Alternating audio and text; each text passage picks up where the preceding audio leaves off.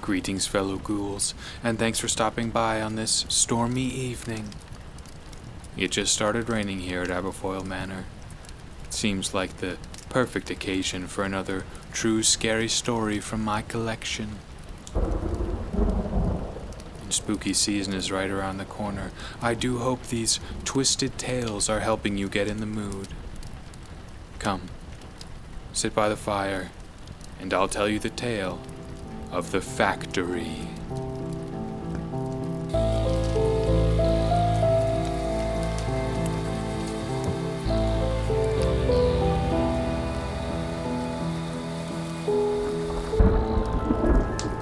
When I was in high school, I started to get very casually into photography. I really didn't have much technical knowledge at all, but I had taken an elective course at school, and the teacher had liked me, I guess, because at the end of the semester, he had given me this Canon T3i that he didn't want anymore. He gave me the T3i body, the kit lens, an SD card, and a few batteries with a charger. I remember him saying that he'd bought it a while ago, but never really gotten around to using it. It's not an especially glamorous camera, but I had never owned a nice piece of equipment like it before, so I started carrying it around school and taking photos. I would take hundreds of photos throughout the school week, then come home on Friday, go through them, and upload them in albums to my Facebook page. I took photos of my friends, photos of the school, and photos of nature. I think the kit lens was an 18mm to 55mm, so I couldn't zoom in that far, but I was really proud of this one picture I took of a dragonfly on a flower in front of the school. I had also started to mess around with Photoshop in those days, and I remember adjusting the levels and saturation on that dragonfly photo until they were perfect. I think that one got about 40 likes on Facebook. Eventually, I came to have a bit of a reputation around school for being a photographer. I still felt like I didn't know that much. I wasn't a big gearhead, and I was mostly doing it for fun. And yet I think because I happened to be the only one in my class interested in photography at all, it was easy to become known as that guy. One day I got a message on Facebook from a senior at my school. For reference, I was a sophomore at the time. He was an older kid named Al, and he played in a band along with 4 other seniors. They played metal music, and the name of their band was Accidental Crematorium. I'd always been a bit intimidated by the name. People around school said it was a reference to this bad fire that had happened a few towns over a while back. Some nightclub had caught on fire, killing a dozen or so people. Accidental Crematorium all had long black hair and performed wearing all black clothes.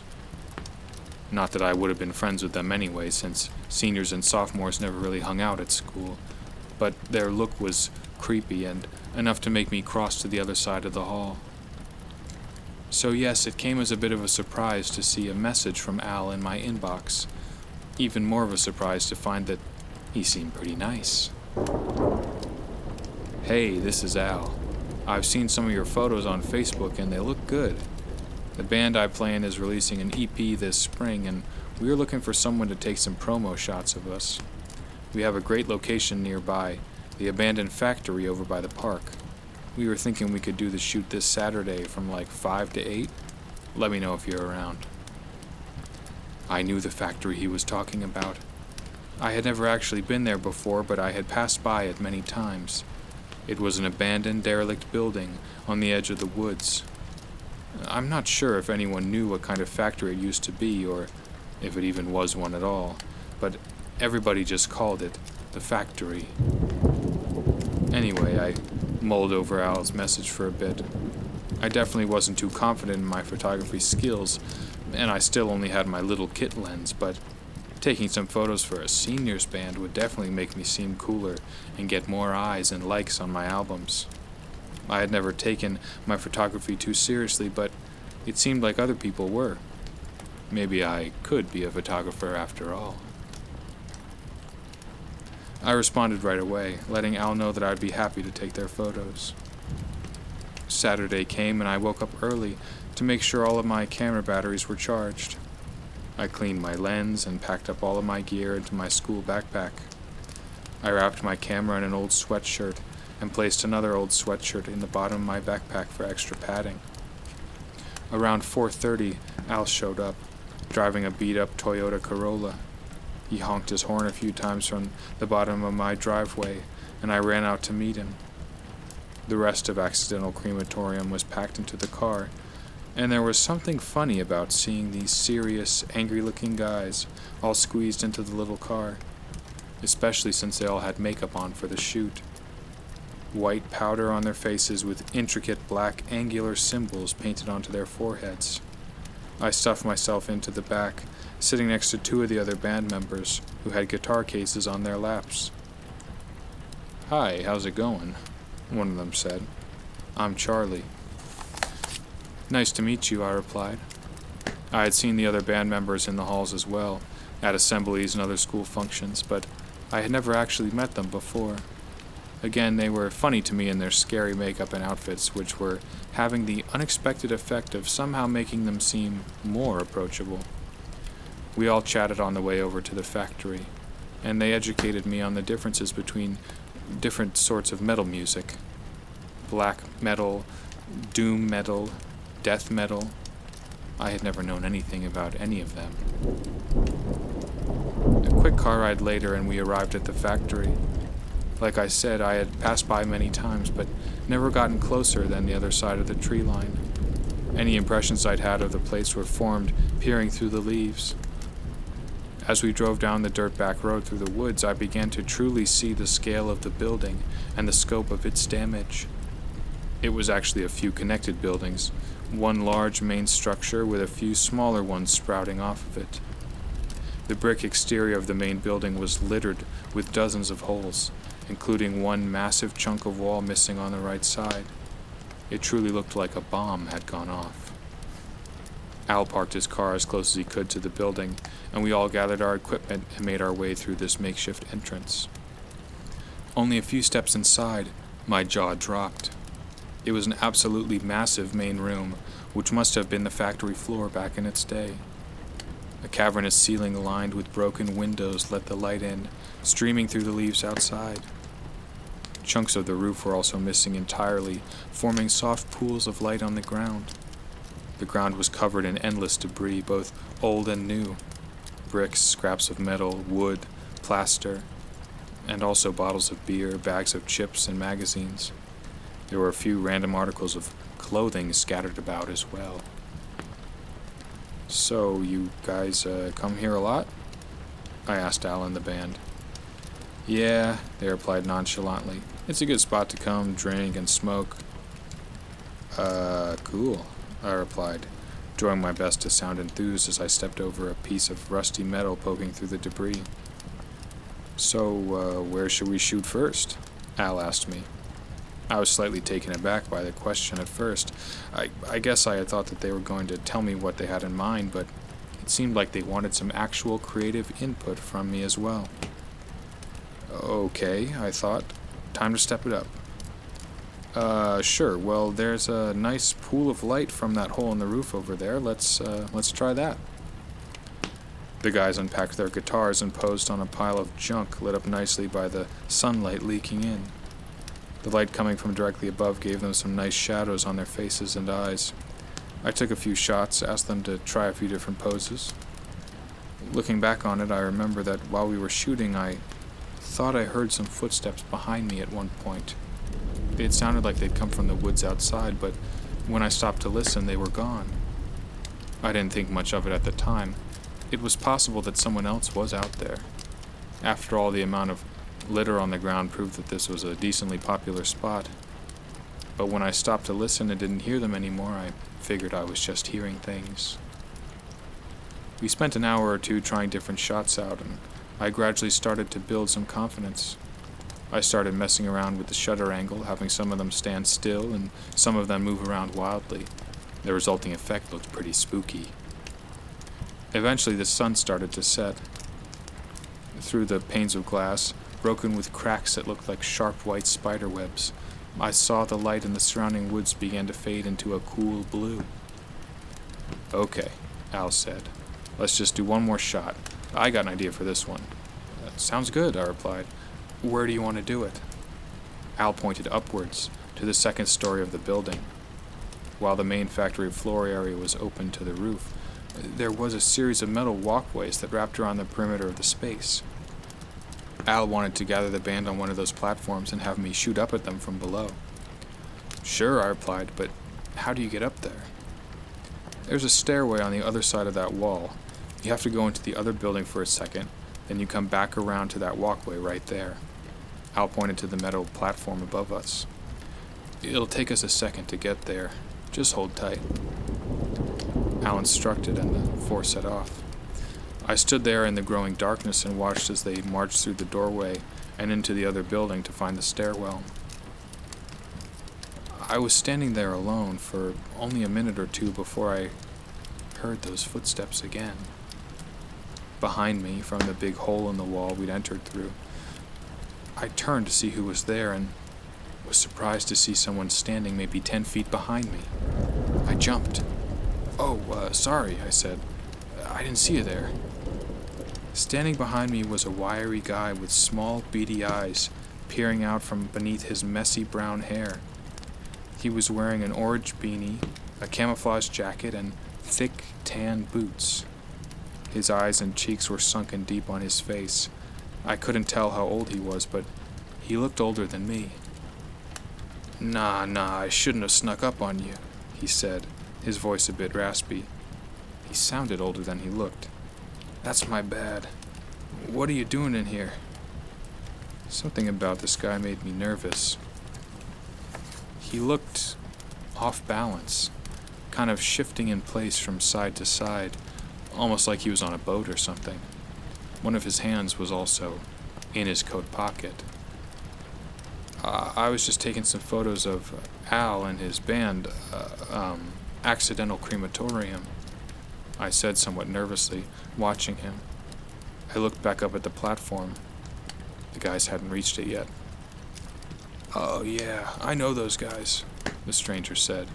"I go to school with them." Now, I had never seen this guy before.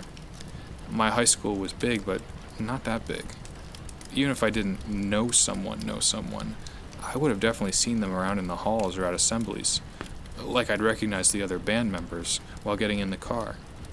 This guy, though, I had definitely never seen before.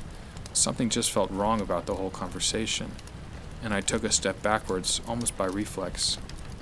The stranger took a step closer. I go to school with them too," I managed to say. "Who do you have as your advisor?" I tried to piece together a question that he'd only know the answer to if he truly went to our high school. The stranger stared directly at me. I could swear he smiled a bit. "Well," he began, "I don't actually go to that school. I just hang out with a lot of people from there." I knew in that moment that he was lying. My heart was racing now. I started to back up even more, glancing up desperately at the walkway above. Still no band. As I looked back at the stranger who was approaching me as fast as I retreated, I saw him pull his other hand out of his coat pocket. Even in the dim blue light of the evening, I saw something shiny and sharp emerge from the camo jacket. I turned and ran. I stumbled over some debris and tripped through the doorway into the other building, following the path I'd seen Al and the others take to get upstairs. I didn't look back, but I heard the scuffling of the stranger's boots as he followed after me.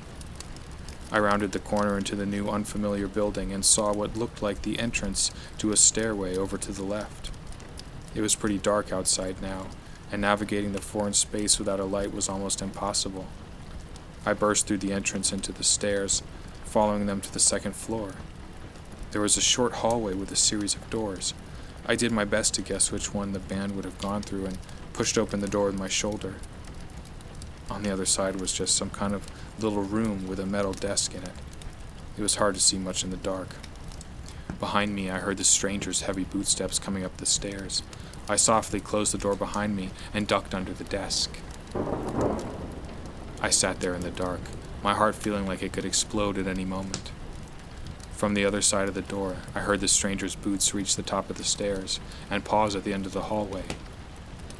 Bang! I heard him kick open one of the doors. It wasn't mine, but it had to be the one right next to it. He sounded close. He walked around in the room next door. Then I heard him walk back out into the hallway. Suddenly, he called out to me. His raspy voice sounded like it was decaying, much like the building itself. I'll always remember what he said. "I'm gonna kill you. Come on out and get it over with."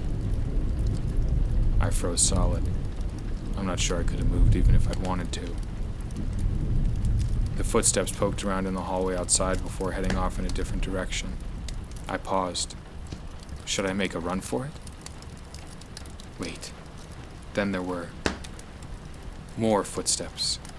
I heard at least 2 or 3 other sets of shoes moving in the hallway. Was it Al and the others? In my mind, I debated calling out to them from my hiding spot under the desk, hoping it was my new favorite metal band and not the stranger and some hypothetical accomplices of his. Luckily, a set of familiar voices called out from the hallway. It was Al and the others. They were looking for me. I sprang out from under the desk and flung open the door. "Guys!" I panted. "There's someone else here. He chased me with a knife." Al took the lead. Okay, shit. Let's get the hell out of here." Everyone gathered together, and the 5 of us walked back downstairs and into the main area, keeping an eye out on all sides. They apologized for leaving me alone. They had gotten mixed up on their way to the platform. By the time they'd reached it, I was already being chased by the stranger. They'd heard the commotion, and that's when they came looking for me. It was completely dark now. We moved together as a unit through the main factory floor area and made our way back out of the building through the giant hole in the wall. As we moved, I listened intently for any sounds of footsteps following us. We tried to keep quiet ourselves, but we were making a lot of noise, stumbling over all the junk in the ground. Luckily, once we got outside, the dirt made it easier to tread lightly, and it was just a short distance back to the car. We all threw our gear in the trunk and jumped back inside. Hal started the car. As he turned his headlights on, they illuminated the side of the factory building, revealing the derelict structure once more. 2 figures stood there by the giant hole in the wall, ducking out of the light and back into the shadows. One was the stranger in the camo jacket. The other I didn't recognize. They had to have been following us as we fled from the factory. Had they just been messing around, trying to scare us off? Or had they been waiting in the darkness for the perfect opportunity to strike? On the drive home, I described the stranger to Al and the others. None of them recognized him based on my description. He definitely wasn't someone from our high school, or someone that they knew at all. The 4 seniors took me to a diner on the way home and bought me dinner for my troubles. I think they felt responsible for bringing me there, and thankful that nothing had happened to me. I stayed somewhat friendly with them for the rest of the school year, but I never once went back to the factory. Ooh, another twisted tale of terror. Seems like they barely made it out of there alive. Now that's what I call a photo finish. Yes, I think that's all for now, fellow ghouls. I really have a lot of work to do. I'm trying to finish that new album for you all, but it's been hard to focus with that intruder on the grounds of Aberfoyle. I need to go take a look at the phone box and see if there's anything I can do to fix it. If not, I'll have to find some other way to communicate. Do stop by and see me again sometime soon. Hopefully I'll have that whole situation figured out. Anyway, good night.